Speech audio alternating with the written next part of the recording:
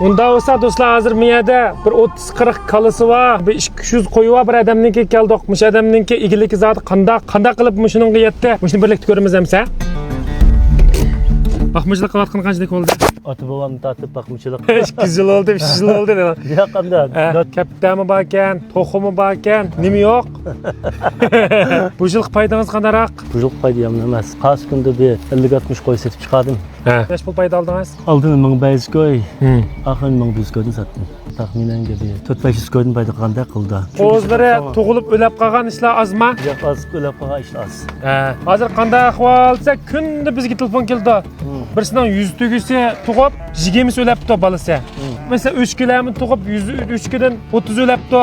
Qo'ylardimi 20-30 o'lab turib 30% o'latibdi hozircha. Sababi nima desa, qo'sqidagi vaqtida yaxshi boqmay. Yaxshi boqmagan. Men bir odamga mana dedim. Qo'yanga nima bergandim desam, men azroq bir shu qo'noq shexi saman, azroq kepak chiqib bergandim deydi. Sen ayolning ig'arayoq vaqtida, balang 7 oylik vaqtida 2 oy rangpiz bilan beqib baqa balang qanday bo'ldi-ki dedim. Tug'ish 2 oy qolgan chaqda men qo'sqidagi rasmida yetilib yo'g'inab bo'ladi-da. Buningga endi samanni tashlab turib oldigan bilan kimni aldaymiz?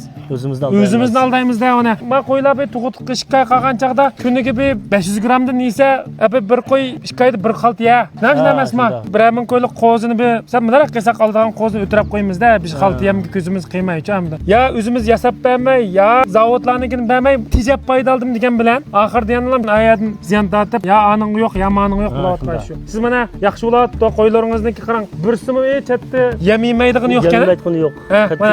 Necha qo'y mava? Mava cho'ng kichik 200 ga yaqin qo'y. Mana qarang. Hozir men berayotgan narsami? Qo'noq shexi. Saman, qo'noq shexi, tiq baqili. Mana hozir meni temarjida aralashtirdim. Temarjida almashtirdik. Lekin o yemnizdadi da ana aslida. Avval an yivilib, an yo'lib. Asas izchil bilakni bermadim men shu izchil. Mush yem bilan berdim bilak bir narsa. Sarqilninkini nima? Mush yemdan bilak bir narsa bermadim. Mana sog'liq yemmi? Sog'liq yema. Sog'liq yem bo'libmi qo'z 2-3 tuqqan. Bo'libmi ma qo'z yemi, qo'ziga bek menfaat qilgancha ma. Foyda qildimi? Qo'zi ishlik taraqqiy qilgan. Qo'z yemniki nima uchun sizlar asan bilib olasizlar no'chiligini desak, ma qo'ziga og'zi hamda yetilgan, oshqozni hamda yetilgan qolgan narsa yemaydi. Birinchi, ikkinchidan, mandaroq qo'za bizning hamma ozuqliq kalsiyamni bo'lgandan keyin yegan sir bak tez yo'g'inab ketadi havo. Yo'g'ongandan keyin sizlar ko'zanglar bilan ko'ryapsizlarmi yo'g'andimi? Amaliyotda ma sog'liqlig'imi foyda qilyapti-da. Mayli, mani berayli, mayli o'zingiz ilmiy usul tanishib yemasab bering. Masalan, unimi qilmay tejib olgan pulimiz yo balasidan yo bo'lmasa anisipala cho'p qilib ilmiy usul tanishamiz. Masalan, buda qarsak birsimi yetib olgan, yemaydigan asosiyatni yo'q-ku. Yo'q. Qo'z yemidan odatda chilakda ko'tyap ilib chiqsam, isha kap bo'g'ish qo'zni bay oyilib, mushaga oyilib o'zib ketib qoldi. Qo'zlaringiz aqlli bo'lib ketdi mana. Mavo hozirgi xaltam mavo bizning shu uzun yilni yoqqa ishlayotganimiz hamda. Mening hamma narsani oshudoq. Hatta mening xaltisal nepiz bo'lib qolibdi ekan, meni sal qiyinlashtirdik. 170 qo'yib ekan maqotanda asosiyatni tug'dig'ini tug'ib yetibdi.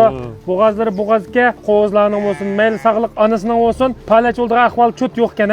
Bu nima desak, bir qo'yga ya mana birisi ketadi, qo'ziga sutni ayirishga cho'ng oldigan, yoki sog'liq yemdan birisi ketadi. Bu shu bir xalt yem bilan bo'libmi tug'utning oldi kayinda.